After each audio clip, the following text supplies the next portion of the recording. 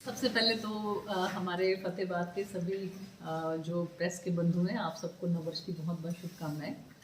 और आज जो है मीटिंग हमारी फतेहाबाद जिले के जो हमारे तीनों विधानसभा हैं उनमें हर मंडल पर जो है वो किस तरह से चुनाव होगा, क्योंकि आपको पता ही है कि दुनिया का सबसे बड़ा संगठन अगर कोई है तो भारतीय जनता पार्टी का संगठन है, और उसमें भी बड़े लोकतांत्रिक तरीके से जो है वो चुनाव होते हैं। तो मंडल अध्यक्षों की किस तरीके से चुनावी प्रक्रिया के तहत जो है उनका चुनाव हो, तो तीनों विधानसभा के जो हमारे प्रत्याशी हैं, हमारे आदरणीय पूर्व में मंत्री रही देवेंद्र बबली जी और दूडाराम जी, हमारे माननीय जिला अध्यक्ष जी, और इसके साथ साथ संगठन की तरफ से आशा खेडर जी जिनको यहाँ पर लगाया गया, और हमारे प्रभारी जो हैं सुरेंद्र आर्या जी, उन सब की उपस्थिति में एक कोर ग्रुप की मीटिंग हुई जिसके अंदर अलग अलग विधानसभाओं में अलग अलग जो है प्रभारी और संयोजक लगाए गए, और वो अपनी अपनी प्रक्रिया में लगे हुए हैं। और उसके बाद मंडल अध्यक्ष जो है हमारे सभी विधानसभाओं में 4-4 मंडल अध्यक्ष जो है वो बनेंगे। और जैसा कि हमारे प्रदेश अध्यक्ष ने भी आप लोगों के समक्ष बताया होगा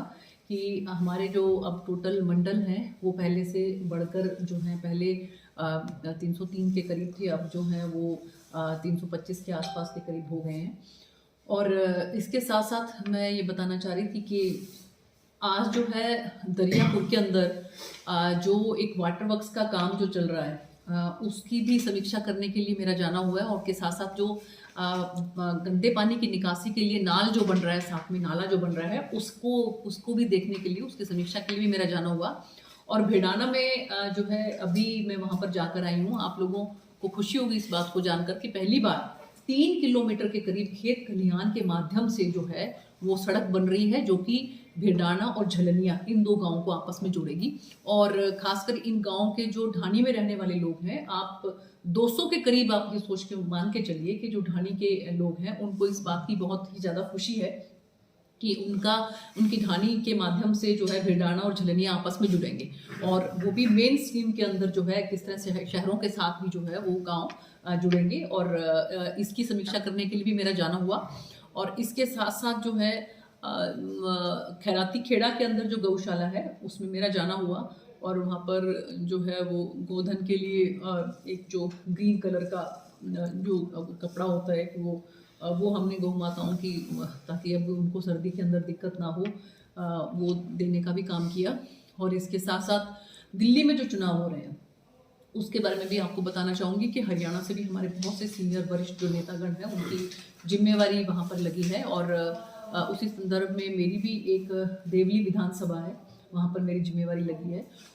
और मुझे पूरी उम्मीद है कि जिस तरीके से केंद्र में तीसरी बार भारतीय जनता पार्टी की सरकार बनी है माननीय प्रधानमंत्री नरेंद्र मोदी जी के नेतृत्व में, और हरियाणा में माननीय यशस्वी हमारे मुख्यमंत्री नायब सिंह सैनी जी के नेतृत्व में सरकार बनी है, तीसरी बार जो है यहाँ पर कमल खिला है। तो दिल्ली के अंदर जो है अब की बार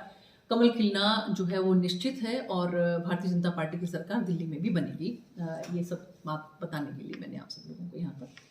आमंत्रित किया। भिवानी में एक छात्रा की मौत भी हुई है, उसको लेकर भी लगातार इशू बना हुआ है, कॉलेज एमएलए का कैसे देखते हैं? देखिए, उसमें हमारे जो मंत्री हैं आदरणीय कृष्ण बेदी जी, वो खुद वहाँ पर स्पॉट पर गए हैं और उन्होंने जाकर पूरी जानकारी हासिल की है, और न्याय होगा ज़रूर उस बच्ची के साथ। किसी भी तरह का जो है वो हमारी कोशिश रहेगी कि जो भी दोषी हैं उनके ऊपर सख्त से सख्त इसमें कार्रवाई होगी। दिल्ली चुनाव में लेकर रमेश भिगोड़ी जी की टिप्पणी आई थी कल, जैसे प्रियंका गांधी के कहा यदि सड़क बना देंगे, फिर उन्होंने दिल्ली के सीएम पर भी कटाक्ष किया। आज प्रेस कॉन्फ्रेंस में दिल्ली के सीएम आतिशी रोई भी हैं, तो इस पॉलिटिक्स को कैसे देखते हैं कि चुनाव है और लगातार सियासी गर्म है? देखिए, ऐसा है कि दिल्ली में जिस तरीके से लगातार 10 वर्ष से आम आदमी पार्टी की सरकार है, और जिस बात को लेकर, भ्रष्टाचार को लेकर उनकी सरकार बनी, आपने देखा होगा कि उनके जो पूर्व के मुख्यमंत्री हैं वो उसी आरोप में काफ़ी समय तक जेल में भी रहे और अभी भी जमानत पर बाहर हैं। तो ये सब बातें जो है मुझे लगता है कि अब दिल्ली की जनता समझती है, और अब 10 वर्ष हो गए उनको आम आदमी पार्टी की सरकार को भुगतते हुए, और अब की बार भारतीय जनता पार्टी की सरकार बनना वहाँ पर सुनिश्चित है। नहीं, जब सवाल इनका ये था कि जो भिगोड़ी जी ने जो बयान दिया है, मैंने उनका बयान अभी सुना नहीं है, और सुनने के बाद ही मैं इसके ऊपर कोई टिप्पणी कर सकती हूँ। किसान लगातार बैठे हुए हैं जी, हालांकि हरियाणा सरकार कहती है कि पंजाब का इश्यू है, तो कैसे देखते हैं? अमर अनशन चल रहा है डल्लेबाजी का, तो क्या स्टेप रहेगा? देखिए, आपको मालूम होगा कि सुप्रीम कोर्ट के आदेश पर जो है वो एक मीटिंग के लिए भी फिक्स किया गया था, लेकिन राष्ट्रीय मिली कमेटी मिली भी है शायद।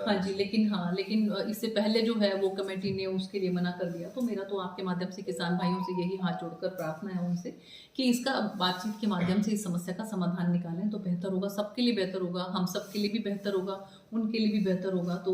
हम यही चाहते हैं कि बैठकर जो है इसका समाधान निकले। मैम, किसानों को यूरिया की बहुत ज़्यादा समस्या आ रही है। अब तो काफी समस्या का समाधान हो गया है। पहले समस्या थी, आप- लेकिन माननीय मुख्यमंत्री जी ने जो है वो स्पेशल बात की और काफी रैक जो है वहां से जो हमारे रसायन उर्वरक मंत्री हैं उन्होंने